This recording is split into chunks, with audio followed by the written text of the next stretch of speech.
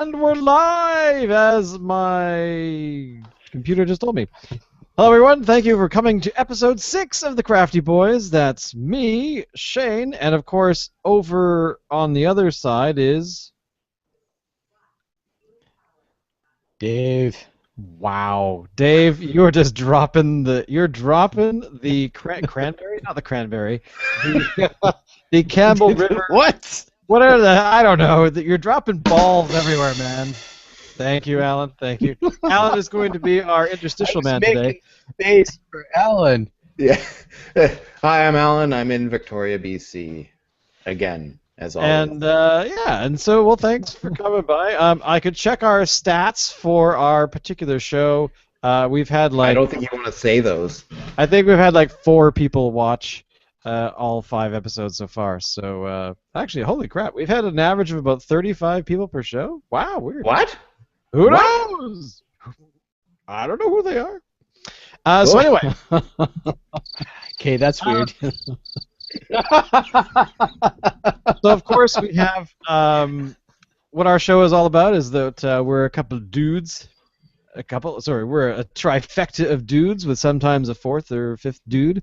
And we talk about man stuff. Hashtag Canadian man stuff. And we, of course, we talk about whatever's on our mind because, we're awesome. And the benefit, of course, and as Alan will explain, is we do something during the show. We drink beer. Yeah. Good beer. We each take turns picking a beer every week, and this week is Dave's. Dave, I keep scratching my nose. That's really it's not a weird noise, and really not that It's very unprofessional. Stop that. I know. Stop it's just the it's internet so is unprofessional. Serious business, And so, Dave, what is the beer this week, and why did you pick it? The beer this week is awesome. It's Hobgoblin. Out of the UK, which is kind of appropriate because our sometimes 4th Locke is in London right now. That's right. Locke was on the episode last week. I think the week before, or the week before that, something like that. He's been on a couple shows. Oh, look at that! Yeah. Just over my left shoulder, a pug getting comfy.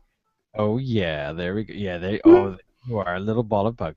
I'm a pug owner. Because Locke is currently in London, England. He's attending his classes for his current law studies.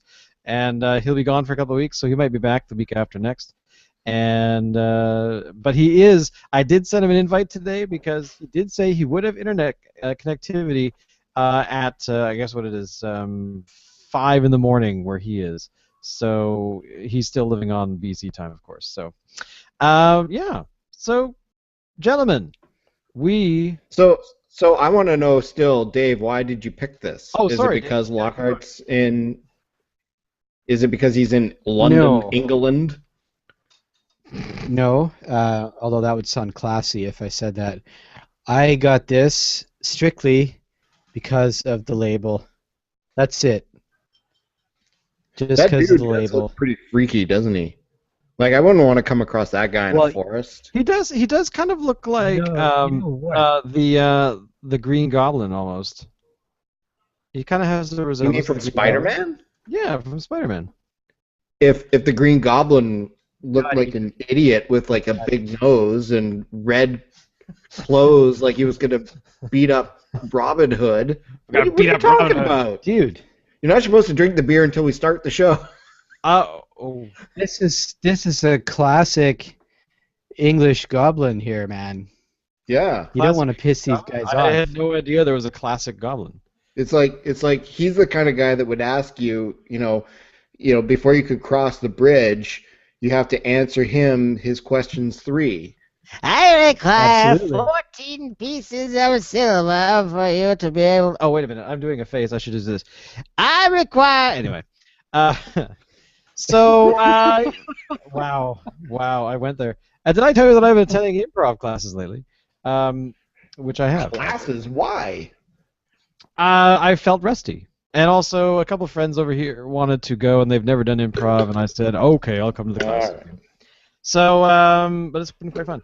So anyway, so the beer is the Hobgoblin. It is, of course. Now, what kind of beer is this? it's sort of they call it a coffee toffee a chocolate toffee malt beer now, or flavor anyway. So what is the whole idea behind the Ruby beer, Dave? That's a really good question, dude. I haven't got a freaking clue. Okay, well let me fill you I know. Actually, okay.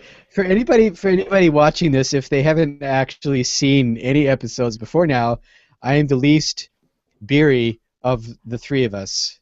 So if there's any questions about notes and heads and what the hell is an IPA, well, I'm really not the guy you're going to ask.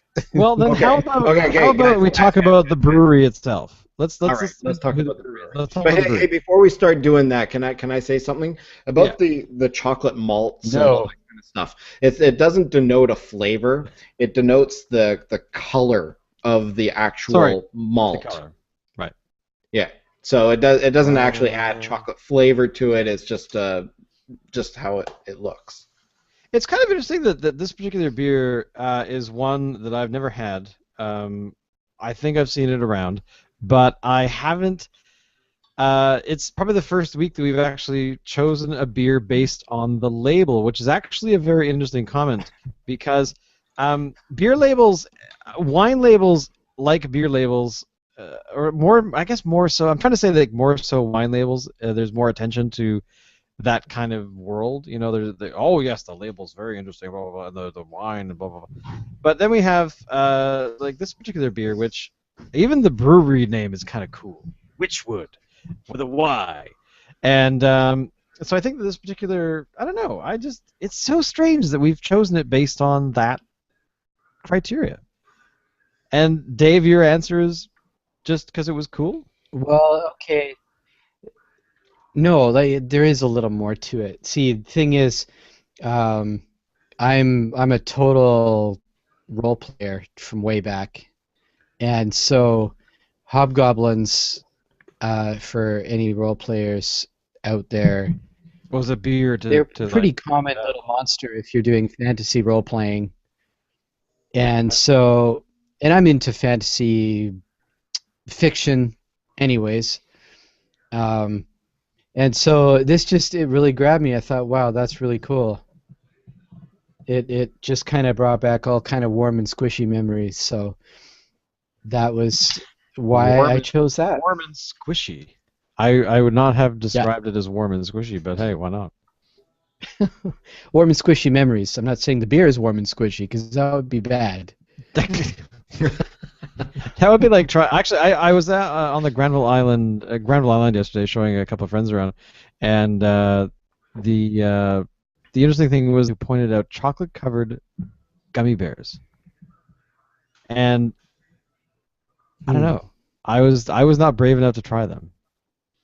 I don't think I would be either. It just doesn't sound like one of those matches made in heaven, as the old saw goes. True. Well, it kind of reminds me of the Big Turk. Remember the Big Turk? Oh yeah, it's basically like a gummy. Get that, can't you? Yeah, you can still get it. It's like a gummy thing with like a chocolate coating on it. It's really gross. I like And now here's our new sponsor, Big Turk. Big Turk. Well done. The quality of the show just went up. It's funny you mentioned that, actually, Alan, because that was why I got divorced from my ex, was because she thought Big Turks were just the greatest. You were like, look, lady, I'm really sorry. I don't know if I can be in a relationship with somebody who is all excited about Big Turks. Hey, wait a minute. No, is that a word for? Is that a word? So what do we think? Well, let me actually. I gotta do my ritual. I'm forming a ritual when the bottle is here. So here's here we go. Here's my mail key. And on the other side of my keychain is, of course, my bottle opener. So. Oh, whoa! And the cap went flying. All right, so here we go.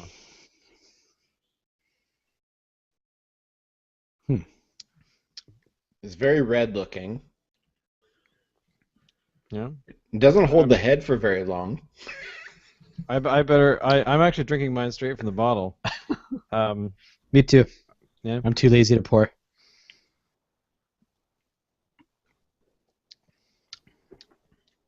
I don't know.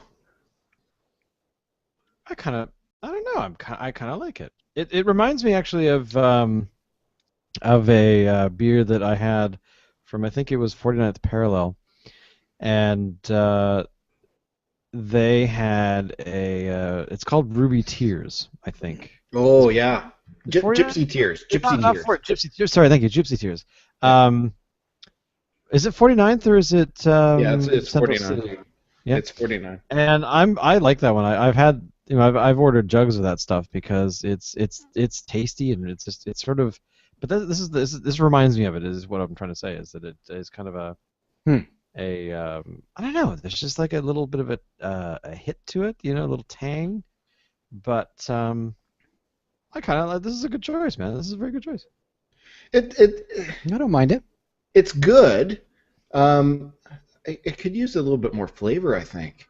I don't know. It's just kind of got this like washed out kind of flavor to me. But I've definitely had worse stuff. That's a glowing endorsement, by the way. I've definitely had worse. I don't know that. This is more of a traditional, like of a traditional, like a bitter kind of thing. It's okay. I don't know that I'd ever go out and buy it myself again, but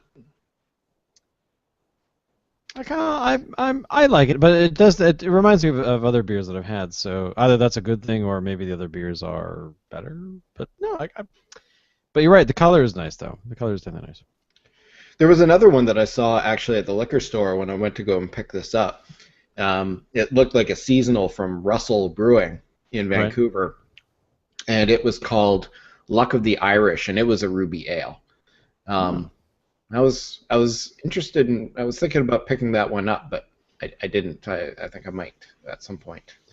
I'd recommend trying as many red beers as you can because they're good. So, Dave, what do you think, Dave? Dave, I want more information about your response to the beer. It's not bad. I think I'm a bit in your camp, Alan. I don't know if I would go out and get it again. But I guess I would just refer to what I said earlier. I'm kind of the least beer person of the trio, so I'm probably even more picky than you guys are about what I would actually happily drink, and there's not much that I've found at this point. Having said that, this one's not bad. It's not bad. I could, if somebody threw this at me at their place and said, "Here, you want a beer?" Okay, sure. Sure, why not? I'll have that beer, but I may not. For sure. All right. Well, since we have 2 thumbs down and a mediocre thumb up for me, we have something very important to talk about this week that transpired over the last little bit. We lost one of our own. We lost Mr. Leonard Nimoy. I was surprised because I didn't realize that he had such a problem with his heart, and I replayed over and over again the death, like Spock's death from Wrath of Khan, and I was a little sad about this. I watched actually Star Trek 2 and 3 and 4 over the past few days, and one thing that struck me, for a guy as revered as Spock, how his funeral was only about 30 seconds long before they unceremoniously launched him into space. It's actually kind of interesting, And there was only like a few guys standing around his torpedo tube. The rest of them couldn't be bothered, right? So, granted, sorry, I was looking behind me, but I realized it was actually somebody creeping, trying to stay out of camera frame on your end, Alan. That was funny. I saw somebody creeping along the floor, and I actually went like this. That's not here.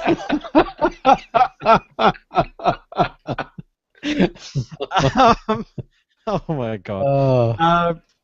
Yeah, you're right, because I mean, then they of course have Scotty playing the bagpipes, which he's Scot, so therefore he must know how. Oh, he has to, and eat haggis every Saturday. And eat haggis, yeah, exactly. But the thing was, I mean, to give them to cut them a little slack on that particular scene, it was after they had their asses handed to them by Khan for a while, and all that kind of stuff. So yeah, I mean, if it happened in Star Trek 3 and there was that many people there, that would be weird. Yeah, so I tweeted to William Shatner when he passed. I think it was the day after, whenever the funeral was held, and William Shatner actually caught some flack because he didn't attend the funeral because he already had he was already away, like he was somewhere else. He wasn't in town. He was off at some sort of event. He was in Florida. Yeah. So, and then he got a little flack for that. And I actually tweeted to him, like, dude, come on. You're awesome anyway, and you can't. You're not Superman. You can't do everything. Because I thought it was kind of a low blow for a lot of people where, if you live, say, in Europe and somebody close to you dies here, I gotta say, sure, you should make an effort to come to the funeral or do whatever, but I don't think it's a requirement because you have to fly a significant amount of time, you have to spend a significant amount of dollars to get there. So I don't know. I thought that was a kind of a dick move for the internet to kind of call him out and say that he was a jerk for not going to Nimoy's funeral, but. It's really easy for the internet to call out anybody as a jerk, and you kind of have to consider the source. So you heard it here first, people. You heard it here first. Dave Kelch, dick. Hashtag Dave Kelch, dick. Dave Kelch, nice. So yeah. Anyway, so it actually got me. So it got me thinking. It got me thinking about all of my heroes growing up, in the Star Trek, Star Wars realm, and it was interesting that that so much love came out for Nimoy because he's one of a pack of people that we grew up watching, and Shatner, Nichelle Nichols, and it's just that the entire Star Trek, sort of the original crew, and I've read all of their autobiographies now, with the exception of the one for DeForest Kelley. And because I haven't been able to find a copy of it, it's out there somewhere. It's mainly talks about his time as doing a lot of westerns, long before Star Trek. But I wanted to read it anyway. And the everyone except the Nimoy books refer to Shatner as a dick, and to the point of where Walter Koenig's book, who played the original Chekhov in Star Trek, had an opening preface that just said, describe this gorgeous scene, like this very heartwarming scene of when they were shooting the original Star Trek, a class of disabled children or whatever were brought to the set, and Shatner was like, oh, it's so great that you're here, you could make it, and there's this big lovely scene where everyone's basically hugging everybody. And then the last paragraph is, everything before this sentence is not true and never happened. Everything else after this sentence is true. And then it goes to this tirade about how Shatner is the biggest asshole on the planet. So I found it very interesting that there were all of these people that have written these books now, and they all describe Shatner as being this egomaniac, crazy dude. Except for even Nichols? Even Nichols? Very lightly. Nichols, Koenig was like out for blood. Like he was ready to kill Shatner, it seems. Yeah, but is some of that like book sales? Well, this is the thing, right? I mean, it's also the same thing. Not to the extent of Koenig, but for Takei's book, he was a bit more reserved, I think, but he definitely was not friendly about it. But the thing is, I don't quite understand. I mean, I've read a bunch of other stuff and books written about that group of people. And even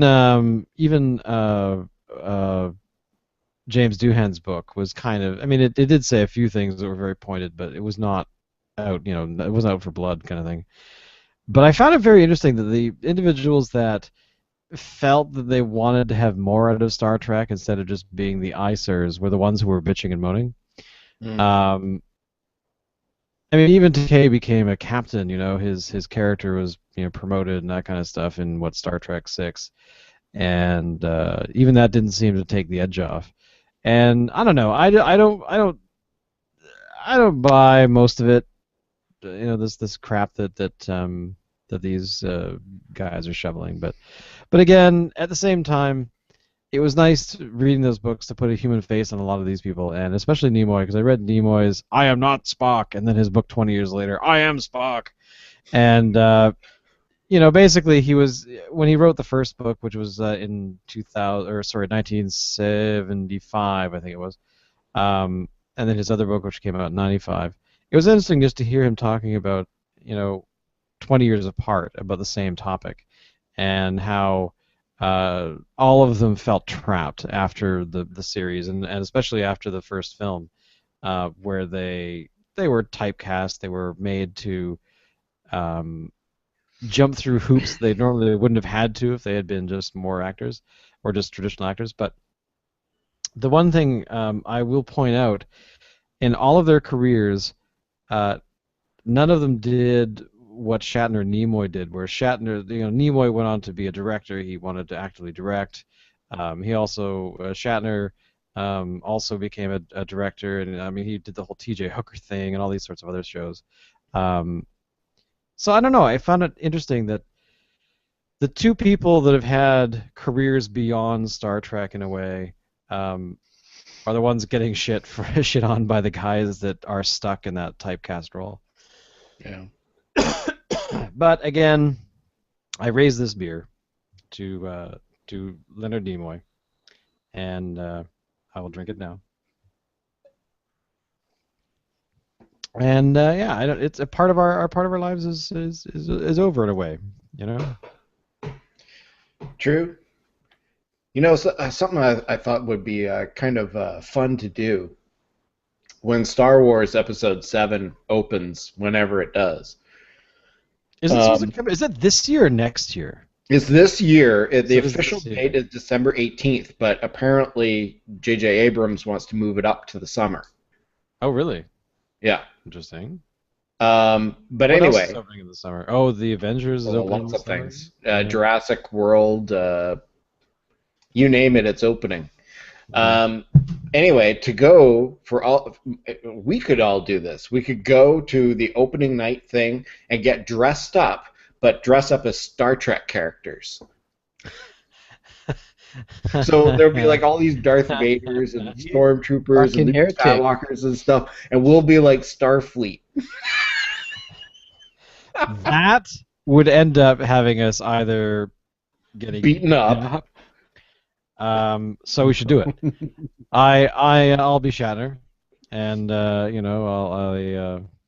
I just wouldn't do it. I have his body type. I think you'd be Neelix.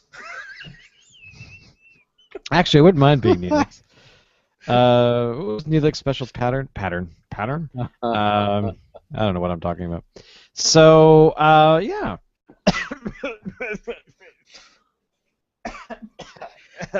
I'm living in. Apparently, I'm dying now. Well, no. We had a fire here today in the port of Vancouver. Not that I'm coughing because of that. I'm just pointing. I just thought it was interesting that I'm coughing all of a sudden, and Vancouver is burning to the ground. Although apparently it's all over now. So. Oh, okay. Was it anywhere close to where you are? I was on the border of the evacuation, or not the evacuation, the stay indoors place. Oh, okay, cool. I was on the south end of it. Because of smoke? It was some sort of chemical fire, and they were, they were concerned about what was burning, and because they didn't actually know. They knew one thing, but a bunch of other stuff went up as well, so they don't quite know what that was. But so yeah, Any memories of Leonard Nimoy that you guys have? Well, of course, I wasn't really a Star Trek fan until actually I met you, Shane. Oh, really? Yeah, because you guys were watching Star Trek: The Next Generation. I mean, I was a Star Wars guy, right? Yeah, yeah. And I kind of like seeing only a couple episodes of the original series. I was kind of I don't know. They were pretty campy for a kid in the '80s, and you know, with all the pastel colors and all that, and it just didn't really float my boat. So I really didn't like Star Trek. And then when you and the rest of the guys were watching Star Trek Next Generation, I'd be over there and I was forced into watching them. I actually started to get hooked, and then I watched the movies from there, and I still can't stomach the original series, but the movies. I started watching sequence series recently. Yeah. So, you know, I guess my earliest memory of Leonard Nimoy is from when I was like probably a late teenager, like 18 or something like that. Right. And watching, I remember when we went to go see Star Trek 6 in the theater. Yeah. Which was the first one that I had ever gone to go see in the theater. And I remember I'd gone out and bought some like new SIM chips for my computer, a whole I think it was 500 megabytes or something, and yeah, it was pretty impressive. And then we went to go see Star Trek 6, and it was a pretty good movie. I liked it. Yeah, those are the days where you could go and buy, you know, cool stuff for computers when. Really, at the time, the mystery of how computers worked was sort of the thing. But yeah, I'm. What about you, Dave? Dave, were you kind of a thing? Were you a Star Trek dude at one time, or no? Yes and no. I've always thought of myself as more of a Star Wars guy. Very definitely. Yeah. But I still, I do have a soft spot in my heart for Star Trek, man. I do. And unlike Alan, I do actually enjoy and still enjoy the original. Yeah. Alan's right. There's a camp factor to it. But I don't know. For whatever reason, that's never bothered me. I guess I get into the stories and the characters and stuff, you know. So, I mean, when I was a kid, for a while we got into watching Doctor Who on PBS because they started playing reruns of the old Doctor Who stuff. This was way, way obviously before the Doctor Who reboot that happened, right? So we'd be watching the old Tom Baker stuff, and that was mostly what it was, I guess, because he was the longest run. But anyways, I mean, talk about camp. I'm sure you've seen some of those stuff, some of those shows, and the production values. Well, yeah. Yeah. They're no.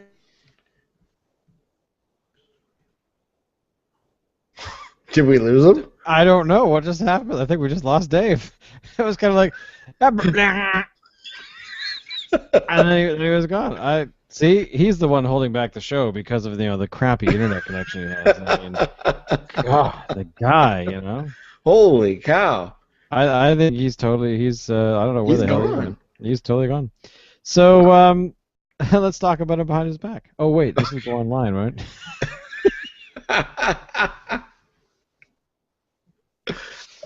Oh my lord! Oh yeah. So what else to say about Leonard Nimoy? Not much, other than it's sad that he is gone and whatnot. So the picture of Dave is still there in the corner. He looks like he's eating something. I don't know. He's totally gone now. He's like history. He's Dave. Dave, are you there? I don't know. I guess he's gone. I don't know. All right. What other things have happened in the last 7 days since our last recording that is a man topic, Canadian man stuff? Actually, just talking about how I went out and bought sim chips, before we went and saw Star Trek 6, made me think about there's this class action lawsuit here in Canada where if you bought electronics between 1999 and 2002 that had dim memory in it.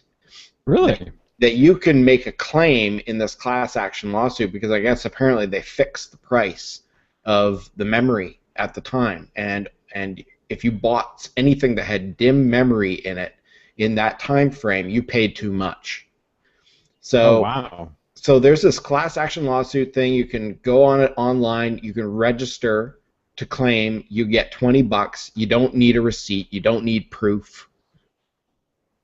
So if you bought any electronics in that 3-year span, and if you're like me, I bought tons of. This includes like computers, memory, CD players, MP3 players, DVD players, all that stuff. And I definitely bought at least a DVD player in that time.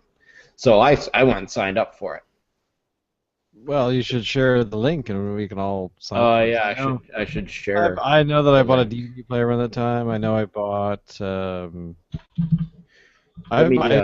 probably a bunch of things. I think I got a new stereo around that time, which is long since is dead. But that's kind of cool, actually. That's very cool. Yeah, it's not. I mean, it's only $20, and apparently you got to wait quite a while before you get it. But I mean, why not, right? I mean, everybody's kind of buying that stuff at that time, and we're paying too much for it as it is. Yeah, that's true. Yeah. You know what? I can't find the link right now. But that's okay. Send it to me later. Yeah. I'll put it in the show notes too for the episode. Yeah, for sure. So, the one thing I actually wanted to ask you was about our audio setups, because I modified mine the other day. You sound really good. Because I was finding that the microphone was too far away at times, and also I have to sneeze.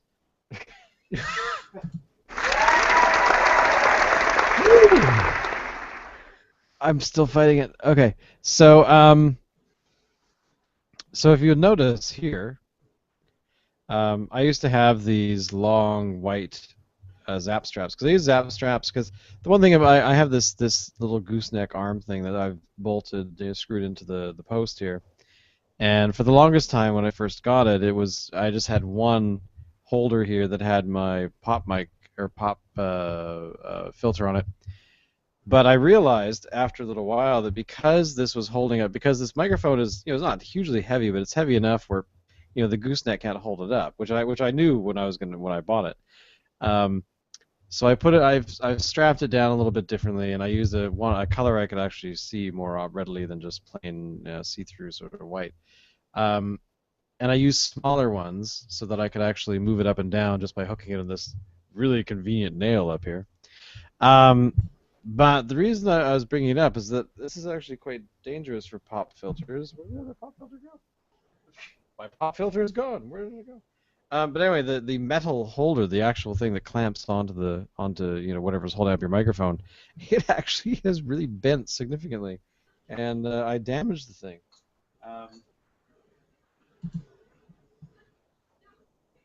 Quick, carry the show, Alan. Oh, okay. I'll do a song and dance routine. Yeah, da da da da. Yeah, da da da da. Is like, I mean, I fixed it a little bit, but it's definitely bent because it was holding up way too much weight. So I have to figure out somewhere to put this thing, in front if I need it. But I tend to talk into this microphone this way, so it's not necessarily getting a lot of action on it. But I wanted to talk about because it's a man topic, and I wanted to ask. Actually, I was gonna ask Dave too, but Dave's gone. Because Dave also has a microphone too. He's got a microphone that sometimes you see kind of in frame, but not most of the time not. And you actually as well have got a microphone that's out of frame as well. Yes. down. It's it's right out of frame. It's a blue Yeti, right? Yes, it's a Yeti Pro. Actually, I can hold it up here. It's better than the regular Yeti. It's capable of connecting by analog or digital. So it's got a USB cable. I could also hook it up to an XLR. Like a little USB mixer if I wanted to. But there's really no need to do that. You can see it's got like all the settings and stuff right on it, right on the back and on the front. That's I can cool. mute it. I like that. I was actually thinking of getting one of those, but I really wanted to get the one thing I wanted to do actually, which is why I've bolted mine to the wall, is to actually get it off the desk, because I had a microphone for a long time that was always, it sat on the desk somewhere, and a lot of the time when I'm recording stuff, I would get knocks and bings from stuff that I'd move the keyboard or something, and I wouldn't hear it, of course, because it was it was just vibrations through the table. But I wanted to talk about it because I know. Dave's back. You can rejoin. Just go to the link I sent. That's the miracle about the internet, man. We have to deal with what we have to deal with because But anyway, so yeah, I just thought I would touch on it because it was something that I was wondering about actually the other day. Well, you sound really good actually tonight. I mean, well, I like to keep on you or anything, but I like to keep the microphone up and sort of out of the way, but also close by so that I can do the typing or move the mouse or do whatever else. Right. So what else has happened this week that falls under the category of Canadian man stuff? Okay. Anything on your radar? Yeah, so I've just seen this was on Yahoo. This is from what's Yahoo? Yeah, what's Yahoo? Oh, they only celebrated their 20th anniversary or whatever. But anyway, so a woman was using computers in the Windsor Public Library to perform graphic sexual acts and streaming them on the internet. What? Where's this? Let me send you the link, and you can open it up. I will copy. Yeah, and I guess somebody found out about it, and she got caught. But it's like, how was she able to do this?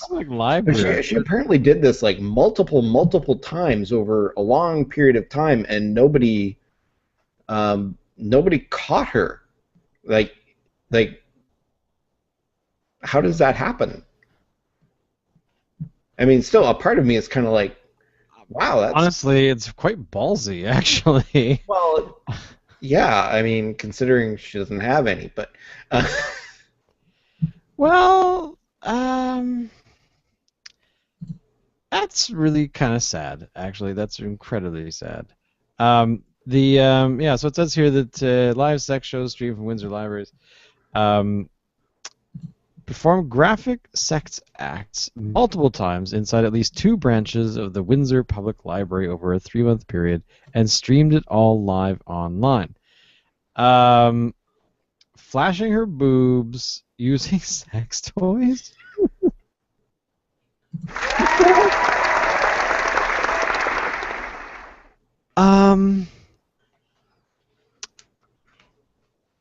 At one point during a streaming sex show, a woman who uses the online name of Little Scarlet or Little Secret or something interacts with the child. She's interrupted by a girl who appears to be 7 years old and tells her to go find her parents. Wow. I gotta say, come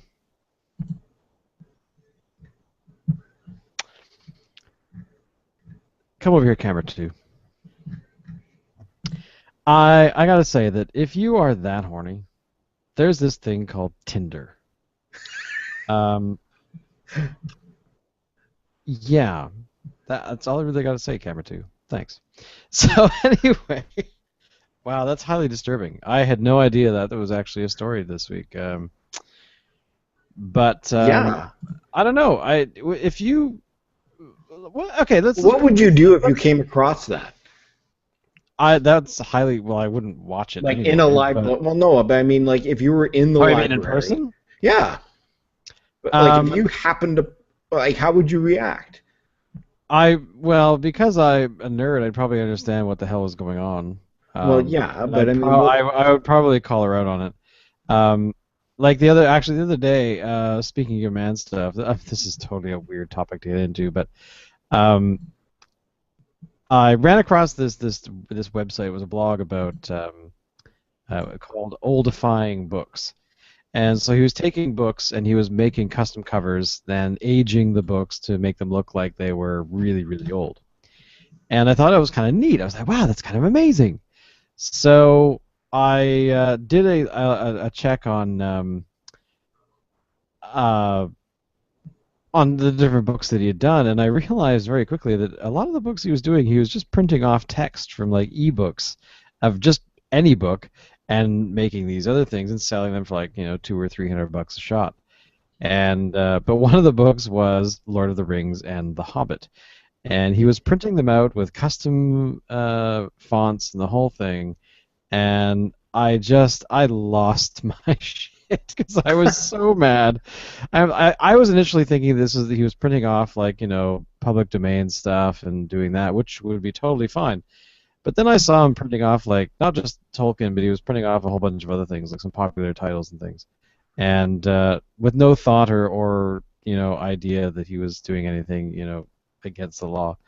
But yeah, that to me was that to me because here's the thing. So I understood what he was doing after looking at it, where there were many people commenting about how amazing his books were, but I sat there going, has no one really noticed this is an infringement of copyright? And some people on Facebook, actually, somebody that shared the link that I know, did there's a small discussion we had about whether or not it was breaking the law, because it's sort of a gray area about if you took like a paperback and took the pages out and rebinded them, is that a violation of anything? Which I don't think it is, because you're just rebinding the same book, if it's busted or whatever. But because libraries do that all the time, they rebind all kinds of books when the covers wear out and the binding breaks and stuff like that. So I don't know. I don't know. I kind of found that kind of sad. But I want to go back to I had a very man moment, is what I'm saying. But I want to get back to the thing, because the question I want to ask you is, if you saw your kid wander through the video because your kid was at the library, what would you do as a parent? Like, would you actually be like, "What the fuck, rage?" You mean like it just happens to be in the background, like in the frame? Well, no, the kid that the woman was interacting with, like there was a 7-year-old girl roughly that the woman said something to, and then told her to go away, and then she did. But I don't know. So it was like a 7-year-old girl came up to her and was like, "Could you help me with this little thing?" I guess, yeah. I mean, I don't know exactly what the girl said, but yeah. I mean, what are you doing? Why is it so big? But I don't know. I just, as a parent, would you like flip out? Like, what would your reaction be? Yeah, I'd probably flip out. I'd probably be like, "Why the hell is this going on?" In the library, like, don't you have better security? Like, don't you have like a home or any security with your own computer? Yeah. Maybe. Apparently not, though. I guess. It's so stupid. Yeah. It's so ridiculous. I don't even know what to say, because it's so incredibly just dumb. Dumb. Yeah, I don't. By the way, I'm trying to get Dave back into the stream here. Okay, so on a bit of a lighter topic, yeah, the NHL trade deadline was on Monday. Did you pay attention to any of it? I did not, because I had no idea the trades were happening. So what happened? Tell me, fill me in. Oh, there was lots of trade activity that happened before trade deadline day, so that when like TSN and all these places, when they had their trade deadline specials, which are happening all day Monday, nothing really much happened. There was a few small trades. Pardon me. And the Canucks made a trade with Calgary of all places. It was kind of weird. What? Yeah, we got one of their prospects in exchange for a second-round pick. It was pretty crazy. But probably the biggest thing that happened on trade deadline day was on TSN. They were, I guess what you can do is you can send them a tweet with your comments about trade deadline day and use the hashtag TSN trade deadline or whatever. And some guy put in one about how he didn't want somebody from the Maple Leafs traded because he wanted fireworks between him and another teammate whose wife he banged. And TSN didn't filter this out, and it went to air, not just once, but several times on their little ticker thing down at the bottom of people's tweets. And now the two players from the Toronto Maple Leafs and that one player's wife implicated in the tweet are threatening to sue TSN as well as the Twitter user that posted it in the first place.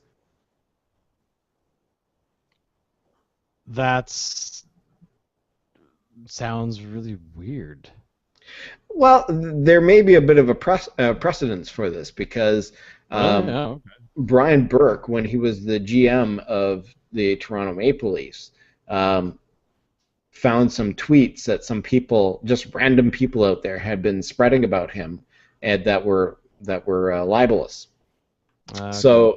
So he actually successfully pressed charges. Well, not pressed charges, but decided to sue them. I don't know what happened if the court cases were dropped. I think they were, but so it'll be interesting to see how this plays out. And maybe not so much for the Twitter user, but for TSN especially. Oh wow, that's kind of it's shocking actually, but understandable in a way, I guess, because. I don't know. It's such a really weird sort of zone of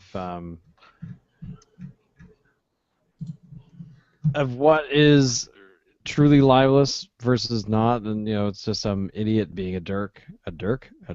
Apparently they're dirks now. They're total dirks. A jerk. Being told jerks online, and I don't know. It's interesting just how much of an impact some of these things can have, and some of them can't. Somebody might go, oh my God, so blah blah blah is going to do something really bad, or that's going to hurt me somehow, and then scream, about the right to be forgotten and stuff like that. So, anyway, well, since Dave's gone, Is he gone? Definitely. Yeah, he's lost his internet connection. He's talking to me via his texting, so he can't.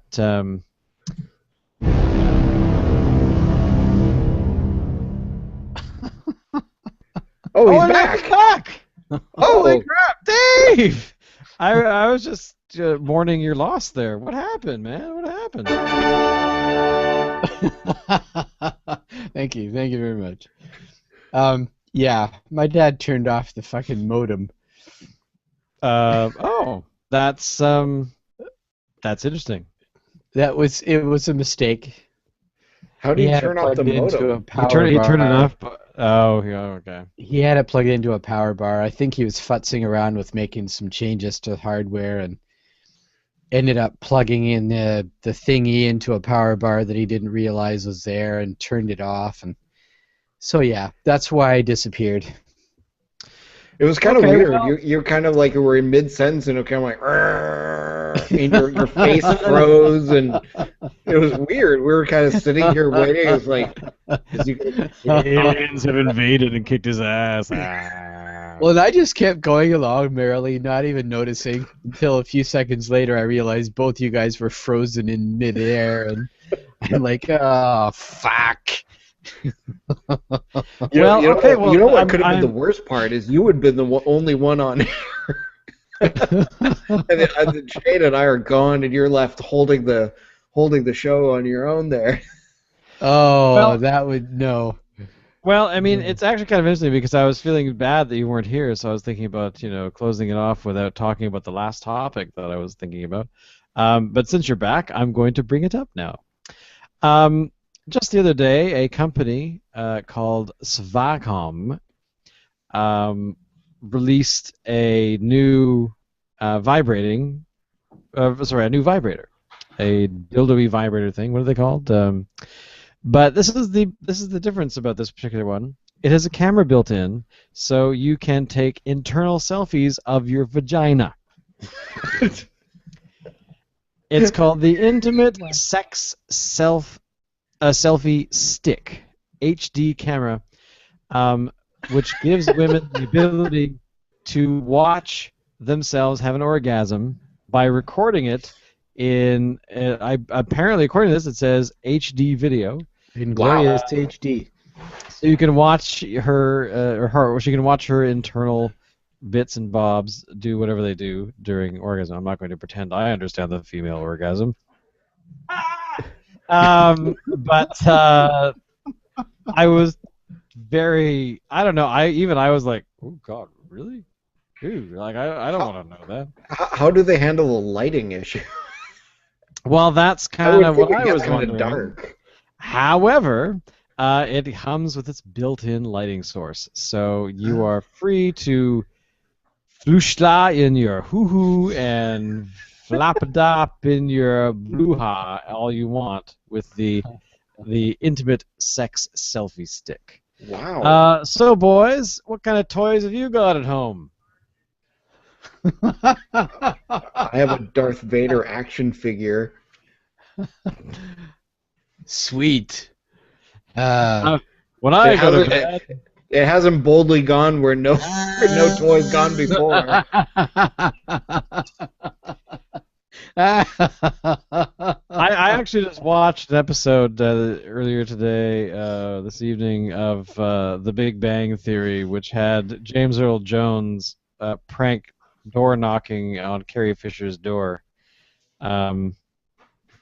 And he rang the doorbell with one of the characters in that show and said, "Hey, we have to run now because she's crazy."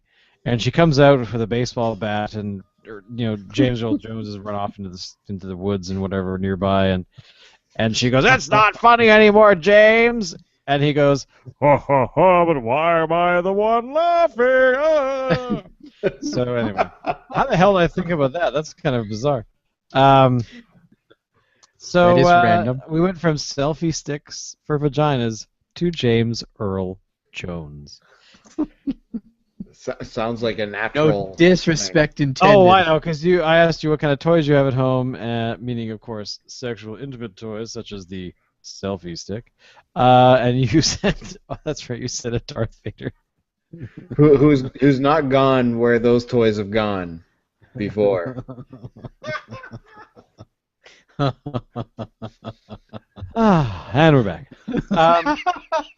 Wow, that's just so disturbing, but awesome at the same time. Dave, tell us all about your your collection. Oh, dude, I've got. You see that closet behind me? Yeah. Full. Full of toys. Full. Really? Wow. I'm not going into details. Show Alan how to install a few apps, and suddenly, oh, that's kind of fun. So, anything else on our list of things that fall into the category of hashtag Canadian man stuff? Apparently goatees. No. Goatees and hats. The tiaras. Yeah, this show is professionalism through and through. Well, on that note, my tiara fella. Thank you everybody for watching episode 6 of this particular show we call the Crafty Boys. To recap, the beer this week, Dave, was chosen by Dave. It's a Hobgoblin from Wychwood Breweries, which is out of Oxford, UK. Not a bad beer. We didn't love it, but we didn't hate it either. It's kind of just a middle of the road beer. We kind of think. It's a ruby color. It's very nice. It's tasty. I kind of like it. However, the other boys didn't like it as much as I did. So, any final words, boys? Alan, where can people find you online when they want to know what it is that you do other than this? On Twitter, at Alan M. Ford. That's ALANMFORD. And Dave, again, I shake my head because you have no online presence whatsoever. But if people want to look you up online, what would they do that actually might produce results? What would produce results? Well, Facebook would produce results. Whether you'd actually see anything is a question. Let's see. Yeah, I don't think you've been on there since 1976. Yeah, there you are. I see you now. Not very. Well, popular. you don't count though because you're in my friends list, so you can see stuff.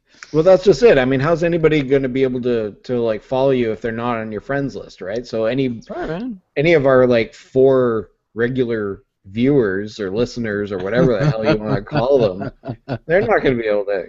Well, maybe. I mean, maybe they are your friends. I mean, I don't know. Who knows? I don't know. I have no idea. I don't know if anybody knows I'm doing this. Well, you need to tell people. Yeah, that's the whole point of this whole thing, to become rich and famous. Other than that, as of course you can find me at changeworld.ca. That's me.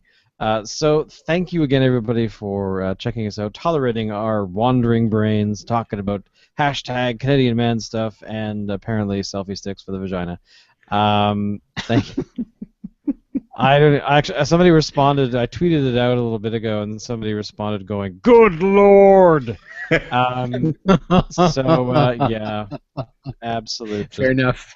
And I have to say that I would actually be interested to actually see that, like the actual video of that. Just to see, like the inner workings of what happens. I think that would be interesting. Honestly, I'm sure the manufacturer has demo videos. Probably. But there's not like seeing it in person. So next week we should talk about some of the Marvel films coming out this summer, because the new Avengers trailer came out today, and it is. I have not seen that yet. It looks dude. Oh, dude.